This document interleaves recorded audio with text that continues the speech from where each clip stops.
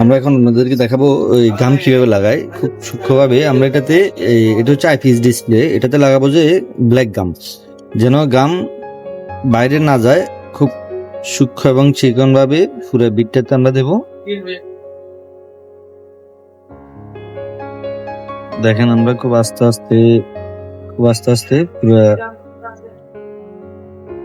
বিটটাতে আস্তে আস্তে দিচ্ছি যেন বাইরে না যায় গাম।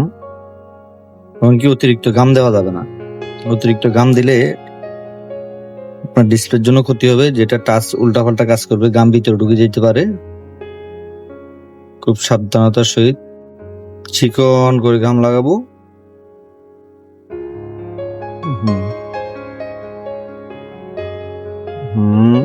আমরা হেয়ার স্টিলটা খেয়াল রাখবো, হেয়ারের জায়গাটা যেন ঘামে ভরে না যায়।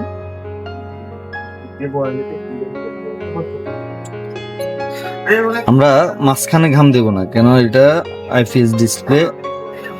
আমরা মাঝখানে গাম দেব না, মাঝখানে আমাদের অনেক টেকনিশিয়ান ভাইরা মাঝখানে গাম দেয়, এটা অবশ্যই ডিসপ্লে লাগানোর নিয়ম না।